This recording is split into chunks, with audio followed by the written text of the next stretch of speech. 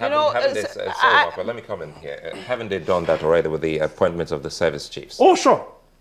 But the point is that has the insurgency ceased? The answer is no. And I remember one of the questions Maokwe asked in one of the programs. This deadline we are talking about, these 3 months, is it when insurgency will cease? Or is it when that we won't have Boko Haram in Nigeria again?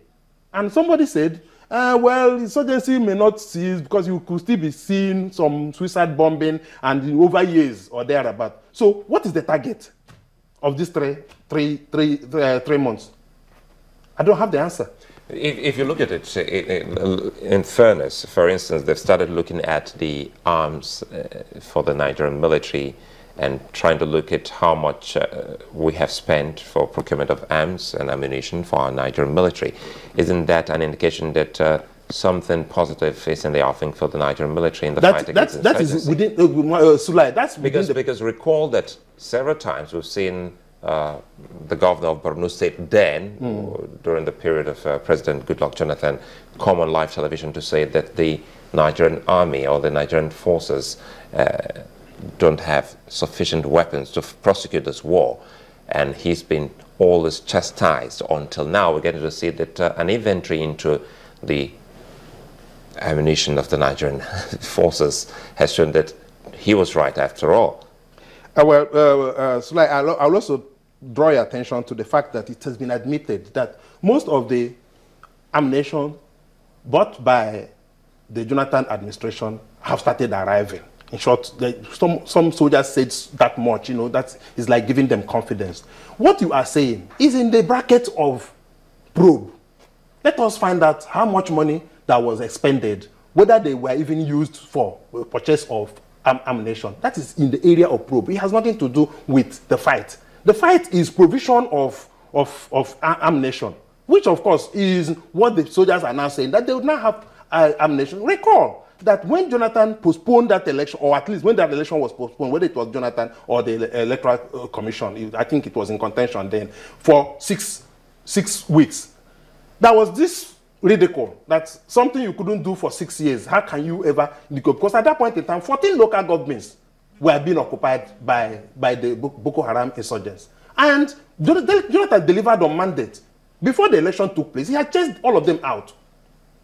That showed that at least ammunition had started arriving at that point in time. Those ammunition are still available now. But what you are now talking about is in the area of probe. It's within the bracket of this going probe of 3 trillion naira stolen. Somebody said he just discovered that somebody returned 1 trillion naira, which he actually did not own up. He said, but okay, they have promised to return. Would you be in support of a probe? Are you not curious? Oh my God. As to where if it is that the budget went to? If there is anything I am in support of, is the probe. But I don't want it to be a project of the government. I don't want it to be like it is now, a distraction, where government is bothered about probe. And we have seen probes in this country. We have seen probes. I mean, until recently, we were still receiving monies that were allegedly stolen by Abacha. If not the government, then who should? Say that again. Who should carry out the probe? An agency of government. An agency of government that is saddled with that responsibility. Now you come back to the question. So that the government can have time to give us deliverables. Aren't you disturbed or surprised that the EFCC suddenly, would seem to have woken up?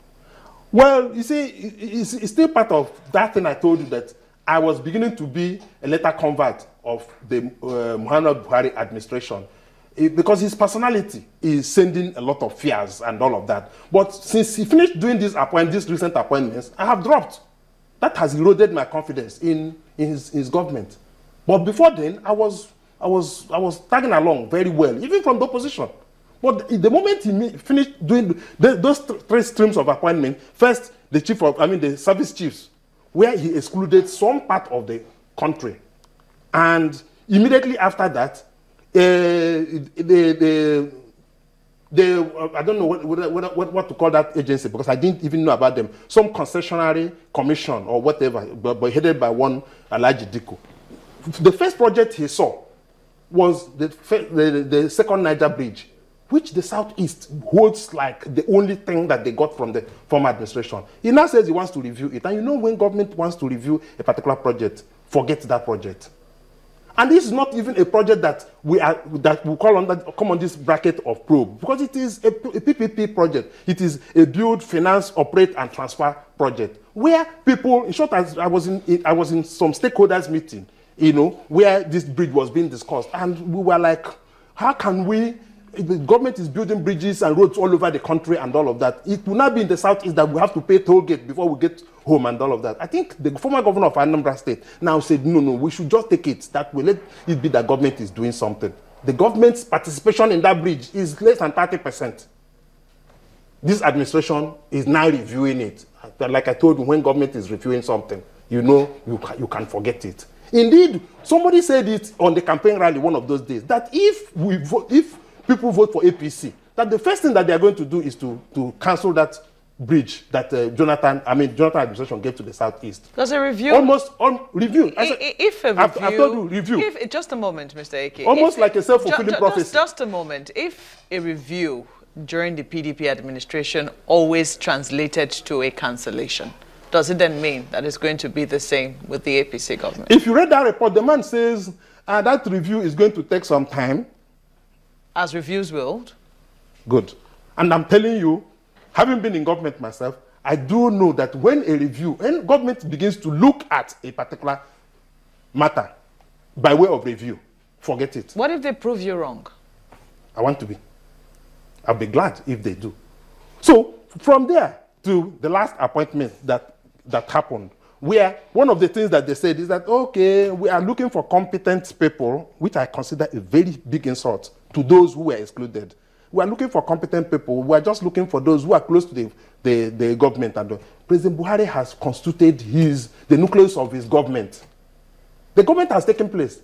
This one that people are talking about, you know, and there are still appointments to people will now be invited to join them. What will now happen is that during the ministerial appointment, there is no way the APC or the Buhari administration is hamstrung. That is, they are in handcuff. They must give a ministerial position to most of the states that they had excluded. So it should not be seen as having compensated for what this inadequacy. And the psychological effect of it is that now that the government has been formed, the people who are in government are now seeing the other people are just being added to them. These other people are now coming like a favor done to them. They are not going to come like full citizens. How is the government being formed? I mean, the appointment of the chief of staff and the that's the kitchen cabinet, of the federation. Oh, no. That is government. Oh, that's the kitchen cabinet. So the government is made up of how many people? A minister goes to the villa every Wednesday for Federal Executive Council meeting, except the president wants him. But we're talking about those who are really resident in the villa. Who see the president from day to day? They have all been formed. The rest are just addition. You are just inviting people. So are you saying government is made up of just 3 people? We gotta go. We're not talking about the government being made up of. We're talking about the core of government, the kitchen cabinet. All right, Mr. Eke, thank you very much indeed. Mr. George Eke is a legal practitioner and also a member of the PDP. We'll be back after the break and focus on, talking about security. We'll have another perspective, so don't go away.